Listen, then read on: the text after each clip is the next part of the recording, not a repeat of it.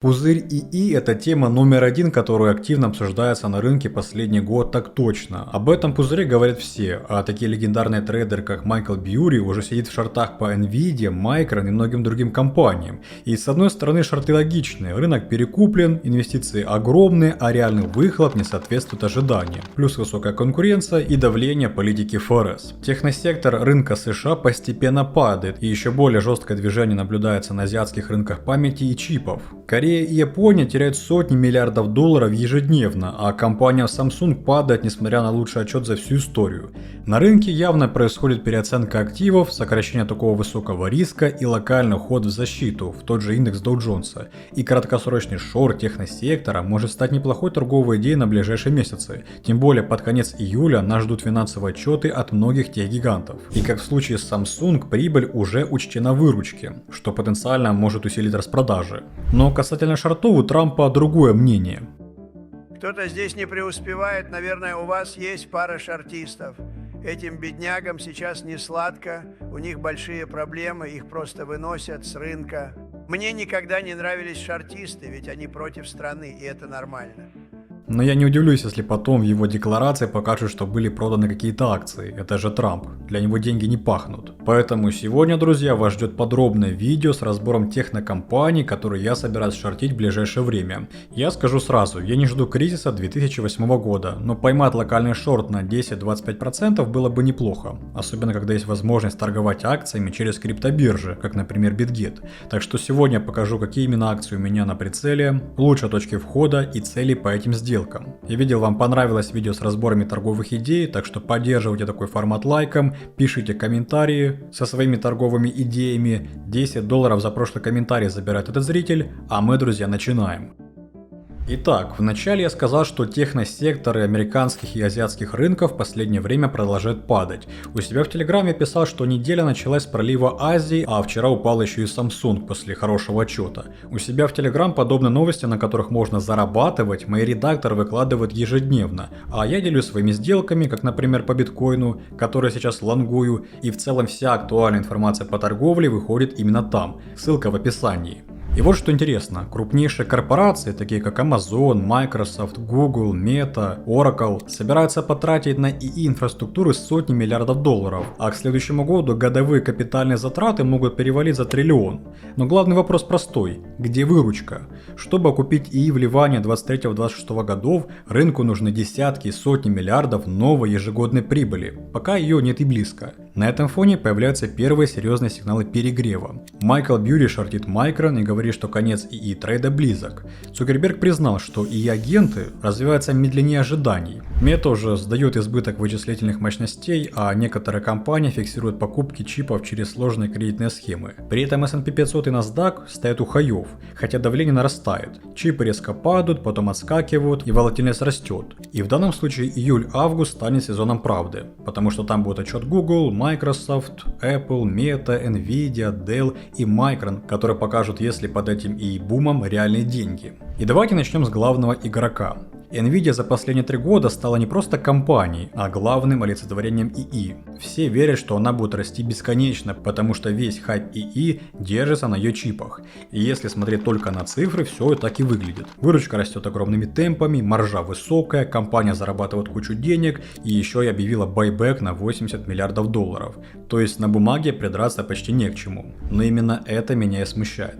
Потому что когда у компании все идеально, отчеты шикарные, новости сильные, а акции за месяц падают примерно на 14%, значит рынок уже смотрит не на прошлые успехи, а на будущее. И вот с будущим у Nvidia появляются вопросы.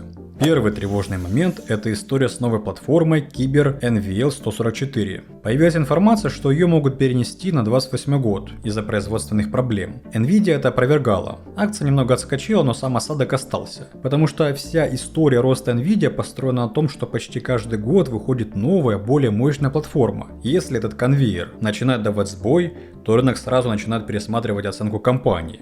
Второй момент – это клиенты Nvidia. Это Amazon, Microsoft, Meta и Google и другие большие компании, которые тратят сотни миллиардов долларов на ИИ. Но у них тоже не бесконечные деньги. Капитальные затраты уже сильно давят на свободный денежный поток. И если Meta уже сдает избыточные мощности в аренду, а Microsoft начинает говорить, что ИИ-инструменты должны доказать свою ценность, значит будущие заказы на GPU уже не такие гарантированные. И третий момент – конкуренция. AMD постоянно набирает ход, а Meta вместе с Samsung работает над своими собственными чипами. Да, Nvidia все еще лидер, но рынок начинает понимать, что монополия может быть не такой вечной, как казалось еще год назад. И вот теперь мой сценарий по графику. Акция уже выглядит явно слабее, за месяц минус около 14%. Ключевая зона для покупателей сейчас это примерно уровень 188-190 долларов. Если цена пробивает и закрепляется ниже уровня 188 долларов, тогда следующая цель это район около 175. Дальше, если начнется настоящая распродажа, можно смотреть уже на уровень 158 и 160 долларов. И здесь неплохой вариант смотреть на шорт не прямо сейчас по рынку, а от отскока в зону 205-212 долларов. Там сейчас сильное сопротивление и оттуда рынок уже несколько раз продавали. И стоп-лосс в таком сценарии логично держать выше уровня 218 и 220 долларов, потому что возврат в эту область аннулирует такой медвежий сценарий. Но здесь решает не сама идея, а тайминг. Поскольку я не ожидаю тотального обвала, временные рамки буду брать вплоть до конца августа до дня отчета, на фоне которого цена может проснуться. То есть меня интересует не масштабный обвал и не полноценный кризис, а просто сброс риска и локальные продажи, на которых можно будет зафиксировать шорт. Далее хороший кандидат на шорт это Micron. Акция за год выросла безумно, от уровня 100 долларов до пика выше 1200 долларов. Это больше 700% за год. И речь не про какую-то уникальную монополию, а про компанию, которая производит память. И это бизнес, который сейчас оценивается больше, чем в $1 триллион. Да, я понимаю аргументы роста. Отчет в июле был сильный, маржа огромная, контракты и предоплаты есть, банки поднимают таргеты чуть ли не до уровня 2000 долларов. И главный аргумент в пользу роста то, что старый цикл памяти умер. Теперь это новая история из-за ИИ. Но сам рынок остается тем же. Если маржа становится слишком жирной, то Samsung, SK, китайские игроки и сама Micron начинают наращивать производство. А когда рынок заливает новым предложением, цены рано или поздно идут вниз. Сам цикл не исчез. Его просто сдерживает хайп ИИ. И Майкл Бьюри, который шортит Micron, ставит именно на такой сценарий. По графику тоже видно, что цена теряет бычий импульс. Акция уже подала от пика больше, чем на 20%, и как для акции волатильность огромная. Для меня ключевая зона поддержки это 850 и 800 долларов. Пробой ниже этого уровня может опустить цену к диапазону 700-720 долларов. А в сценарии полноценного разворота цикла памяти я не исключаю даже возврат к уровню 480 и 500 долларов на горизонте 2-3 кварталов. Но шортить прямо сейчас я бы не спешил. Здесь стоит дождаться либо фиксацию сопротивления ниже уровня 1000 долларов, либо отскок в район 1080-1120 долларов с ретестом уровней и реакцией продавцов. И в данной ситуации стоп-лосс я хочу вывести за новый исторический максимум. То есть идея заключается в ретесте сопротивления в этой области, а потенциальная цель на ближайший месяц я рассматриваю около диапазона 800 долларов. И очень хорошо, что акция Micron есть у нашего партнера BitGet, как в принципе и все акции, которые мы сегодня будем разбирать. И кстати сейчас биржа проводит масштабный розыгрыш, где можно получить до 16 тысяч USDT. Условия простейшие. Регистрация, первый депозит и торговый объем. За первые два шага вы уже получаете 60 долларов. И чем больше ваш торговый объем, тем больше бонус. Кстати, количество победителей ограничено, поэтому рекомендую поторопиться, чтобы успеть получить бонусы. А что касается Micron, то на днях эту акцию мы шортили в нашей подписке Coin22 Pro, где ежедневно публикуются лучшие точки входа на разные активы. Pro это полноценная экосистема с обучением, сопровождением и поддержкой 24/7. Наши аналитики выкладывают и краткосрочные сделки внутри дня, и среднесрочные, от нескольких дней до недели и более. Под каждое событие, отчеты или данные у нас всегда есть сделки, поэтому все, кто хочет постоянно быть в рынке и зарабатывать на движении, переходите и напишите нам по ссылке в описании. Теперь, друзья, компания Dell. И честно, из всего списка это один из самых интересных вариантов по соотношению риска аргументов, потому что здесь сразу собирается несколько красных факторов. Да, акция Dell выросла после заявления Трампа. Он публично призвал покупать компьютеры Dell и похвалил компанию, из-за чего рынок дал краткосрочный импульс вверх. Акция с начала года выросла примерно на 225%, и это тоже происходит на хайпе ИИ. Но важно понимать, Dell это не платформа с огромной маржой, это компания, которая в первую очередь собирает и продает сервисы, а ИИ-сервисы на чипах Nvidia это не самый жирный по марже бизнес. И здесь появляется проблема. Один из ключевых компонентов таких сервисов это память, та самая память, которая улетела в космос вместе с Micron. Если DRAM дорожает, себестоимость сервисов растет, а маржа Dell начинает снижаться, то есть компания вроде бы и выигрывает от бума ИИ, но одновременно этот же хайп делает ее бизнес менее прибыльным. Но главный сигнал для меня это инсайдеры. За последние 3 месяца было примерно $1,5 миллиарда инсайдерских продаж и 0 покупок. То есть люди, которые видят бизнес изнутри, продают акции на хаях, а покупать никто из них не спешит. И это сильнее любого отчета от аналитиков. Плюс акция уже начала показывать слабость. От майского хая она отошла примерно на 11%. В начале июля за один день она упала почти на 8%. То есть рынок уже не такой спокойный, как раньше. Поэтому мой сценарий здесь такой. Главная зона поддержки $400 и ниже район 390. И если цена пробивает уровень 390 и закрепляется ниже, то первая цель это 355 и $360, а дальше можно смотреть на уровень 330. А если в этом месяце мы получим негативные отчеты по инфляции, а также давление со стороны ФРС, то я не исключаю движение в район 280 и $290. Именно оттуда акция начала весенний рост. По самому входу я бы смотрел на два варианта. Либо пробой зоны 390-400, который станет сопротивлением, либо отскок обратно в район 440-450, где можно будет смотреть на реакцию продавцов. А стоп-лосс можно вывести за уровень $470. И если акция обновляет хаи, то значит рынок пока не готов закрывать глаза и на маржу, и на продажи инсайдеров. И ключевой момент это отчет в конце августа. Там уже будет видно в цифрах, насколько дорогая память ударила по марже Dell и насколько реально остается спрос на e-сервисы. И здесь также большое преимущество, что Dell есть на BitGet. Теперь, друзья, компания Meta. И это, наверное, самая грустная история со всего фондового рынка. Акция уже по факту в медвежьем рынке. От пика она упала примерно на 25%. И причина понятна.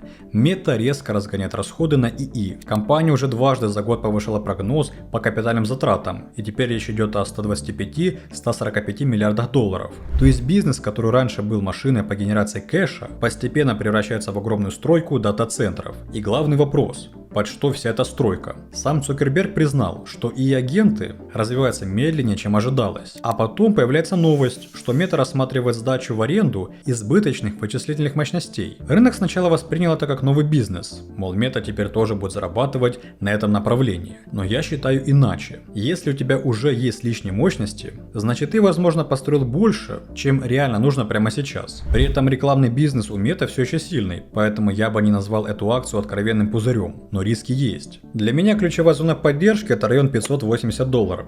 Если цена уходит ниже, то следующая цель 520. А если отчет в конце июля будет слабым, или компания снова поднимет уровень капитальных вливаний в развитие ИИ, тогда может начаться движение к уровню 460 и $470. И стоп я бы держал выше уровня 660. То есть здесь мы видим четкое нисходящее движение, и соответственно сейчас повторное тестирование нисходящей линии может привести к еще одному падению цены на 15-20%, даже в рамках июля-августа. Поэтому я буду смотреть за тем, чтобы цена не закрепилась выше этой линии, чтобы мой медвежий прогноз не аннулировался. Теперь, друзья, на разборе Google. На первый взгляд это любимчик рынка. Акция сильно выросла, компания стоит триллионы, ее добавили в Dow Jones, Berkshire Hathaway, Уоррена Баффета зашла на крупную сумму, облако растет мощно и в принципе все хорошо. Казалось бы, что здесь шортить? Но проблемы в другом. Сводный денежный поток сжимается, а капитальные затраты на ИИ снова становятся гигантскими. По сути, Google начинает тратить на дата-центры такие суммы, которые уже кажутся тяжелыми даже для компании такого масштаба. И самое показательное для меня это доп. Эмиссия на $80 миллиардов. Компания, которая исторически выкупала свои акции, теперь печатает новые, чтобы финансировать ИИ. Это уже не похоже на запланированную историю, где бизнес легко окупает все из текущего кэша. Но саму компанию я бы шортил последней, потому что здесь мощная поддержка институционалов и очень сильный основной бизнес. Первый ключевой уровень это 355 335 долларов. Если цена его ломает, то тогда можно смотреть на уровень 340, а дальше 320. И главная поддержка на уровне 300 долларов. Вход здесь только по пробою 355 или от отскока в области 390 и 400 долларов,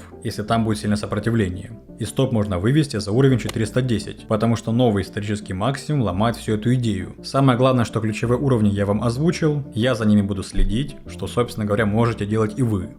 Далее у нас Microsoft. И здесь ситуация сложнее. С одной стороны, акция уже сильно пострадала. Она упала примерно на 28% от пика и выглядит слабее других компаний. Здесь также есть проблемы с ИИ-инструментами, которые еще не доказали свою реальную ценность, плюс огромное финансирование, давление на свободный денежный поток и маржу облака. Все это уже давит на компанию. И вот последняя свежая новость. Microsoft сокращает 4800 сотрудников и полностью перестраивает Xbox. После покупки Activision за 69 миллиардов долларов компания так и не смогла догнать PlayStation и Nintendo, поэтому урезает расходы, продает студии и направляет деньги в ИИ. Формально Microsoft говорит, что у людей не заменяет искусственный интеллект, но признает, ИИ меняет саму работу, поэтому часть работников больше не нужна. На фоне рекордных затрат на Big Tech, а также ИИ, акции Microsoft упали на 23% в первом полугодии. Но есть и другая сторона. У Microsoft ИИ выручка реально видна в цифрах. Azure продолжает расти сильными темпами, а сам ИИ бизнес уже дает десятки миллиардов долларов. То есть в отличие от Мета, здесь ИИ это не только обещание и стройка, а уже реальные деньги. Поэтому Microsoft для меня это не главный шорт, а скорее локальная ставка на слабость, если весь рынок уйдет в риск-офф. В данном случае здесь ключевая поддержка 370-375 долларов, пробой ниже открывает цели 350 и дальше 325 и 330. И для входа я здесь смотрел бы отскок в район 420-435 долларов,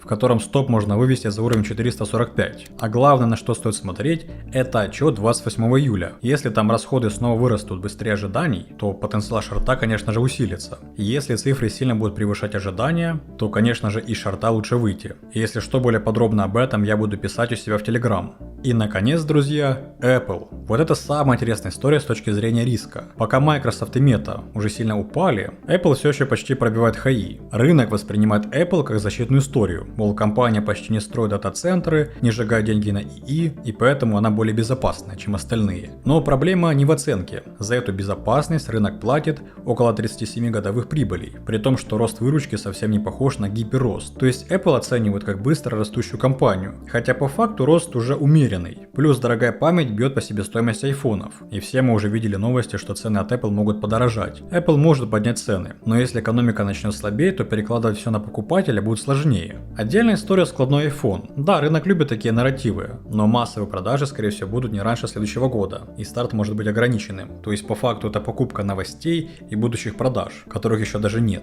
Поэтому по Apple мой сценарий такой. Это важное сопротивление и по факту двойная вершина. Пока цена ниже, то шорт-сетап живой. Первый триггер уходит ниже уровня 300 долларов. После этого цели 288, дальше 265 и 245. Но если цена пробивает уровень 320 долларов и закрепляется выше в рамках недели, то саму идею здесь стоит отменять. И главная дата для Apple это отчет 30 июля. Там я буду смотреть на маржу продуктов и комментарии по ценам на новые айфоны. А так, в принципе, на фоне локального сокращения риска, идея в шорт по Apple неплохая. Но все же давайте будем честны, почему я могу быть неправ. Если смотреть только на медвежью сторону, то это все реально похоже на пузырь. Но у другой стороны тоже есть сильные аргументы. Во-первых, это не 2000 год в чистом виде. Крупные техгиганты финансируют ИИ в основном из прибыли, а не из долгов. Это не слабые стартапы без выручки, а компании, которые реально зарабатывают огромные деньги. Во-вторых, выручка под ИИ уже есть. Microsoft показывает десятки миллиардов долларов годовой прибыли. Облако Google растет, и у Nvidia спрос еще высокий. Пока прибыли растут,